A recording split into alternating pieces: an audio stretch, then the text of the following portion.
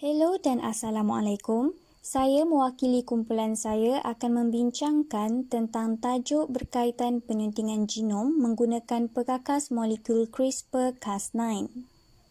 Ahli kumpulan kami terdiri daripada Fatin Adilani Shah binti Abdul Halim A170727, Nur Azmina binti Muhammad A170697, Nur Kristina Aisyah binti Saiful Adli A170329 dan Siti Anis Natasha binti Ahmad Tarmizi A171608.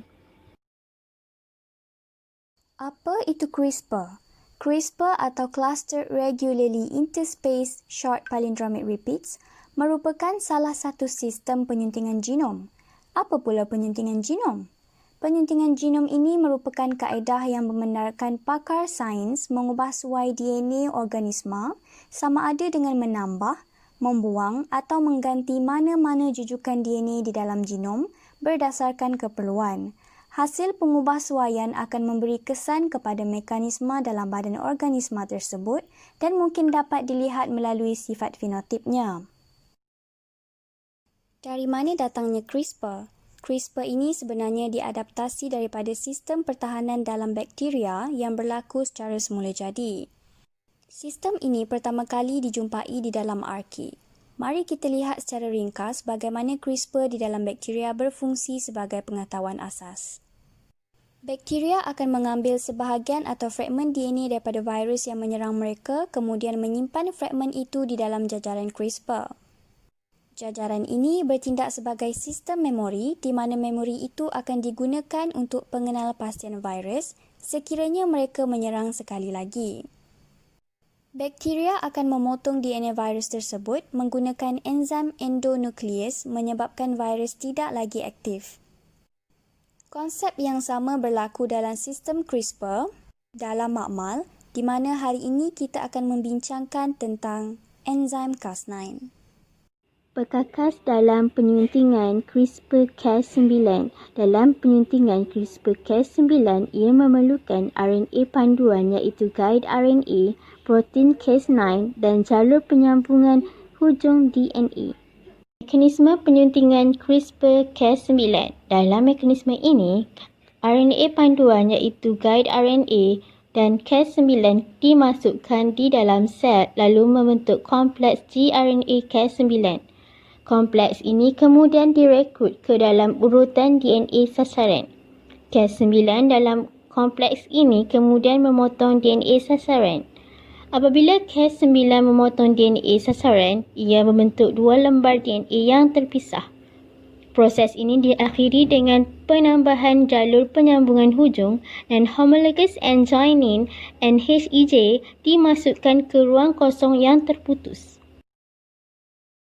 Seterusnya, antara eksperimen yang menggunakan kaedah CRISPR adalah gene-edited mosquito. Ia adalah eksperimen yang dijalankan oleh saintis dari University of California dan Imperial College of London. Oleh kerana pada waktu itu penyakit malaria yang telah merebak dan menjangkiti ramai orang di serata dunia, saintis tersebut telah menggunakan teknologi CRISPR untuk menghasilkan nyamuk pembawa malaria betina yang tidak subur menggunakan kaedah CRISPR, dan sehingga kini kajian tersebut boleh dikatakan berjaya. Yang kedua adalah penyakit perwarisan. Dua pesakit thalassemia beta dan seorang pesakit sel sabit telah berjaya dirawat menggunakan kaedah penyuntingan genom iaitu CRISPR terhadap sel induk sumsum tulang. Sel sumsum tulang yang tersisa akan dimusnahkan ketika proses kemoterapi dan kemudiannya akan digantikan dengan sel yang telah diubah suai itu. Jadi pesakit tersebut setakat ini tidak lagi memerlukan rawatan pemindahan darah sejak dirawat dan hasilnya adalah baik. Namun, pesakit tersebut perlulah dipantau sepanjang hidupnya untuk memastikan ia tidak memberi kesan yang buruk kepada mereka. Berikut merupakan eksperimen berkaitan CRISPR yang pernah mencetuskan kontroversi suatu ketika dahulu. Yang pertamanya adalah the world first CRISPR genome edited babies, pasangan kembar yang diberi nama Lulu dan Nana. Eksperimen ini dijalankan oleh seorang profesor dari Sweden University of Science and Technology. Beliau mengubah suai embrio bayi tersebut agar rintang terhadap HIV dengan menggunakan kaedah CRISPR untuk mengaktifkan jin yang membantu HIV memasuki sel sihat yang normal. Tindakan ini jelas melanggar garis panduan etika yang melarang penggunaan CRISPR pada embrio manusia untuk kehamilan, dan perkara ini telah mencetuskan perdebatan serta mendapat tentangan yang hebat dari para saintis.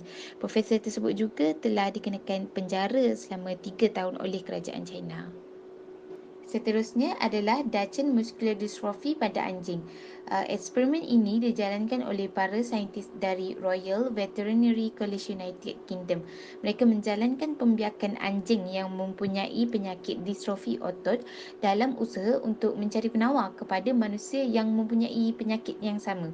Mereka mendakwa telah berjaya menyembuhkan penyakit ini pada anjing menggunakan sistem CRISPR, di mana penyuntingan genom pada jin mutasi adalah untuk menghasilkan distrofin, iaitu protein otot yang penting.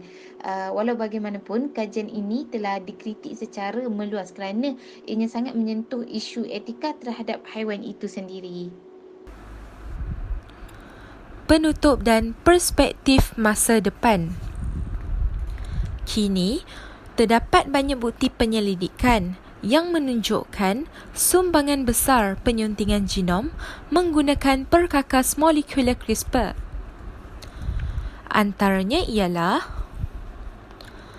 penyuntingan genom mampu mengeksploitasi strategi terapi untuk pelbagai jenis penyakit manusia, termasuk rawatan penyakit genetik. Selain itu, penyuntingan genom boleh digunakan untuk mengubah suai genom tumbuhan. Seterusnya, penyuntingan genom juga penting dalam kemajuan genetik dalam mikroorganisma.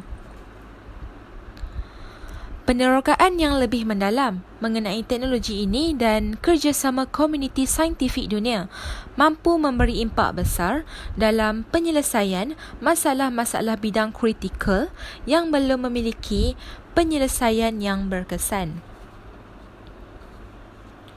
Namun, kajian CRISPR menimbulkan banyak persoalan etika dan perlu diberi perhatian agar kajian ini tidak disalahgunakan bagi kepentingan sesuatu pihak.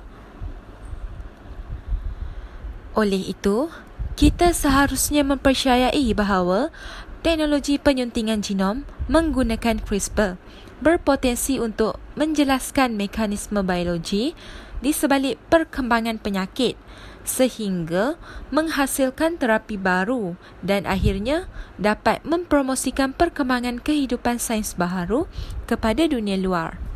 Sahaja dari kumpulan kami, sekian, terima kasih.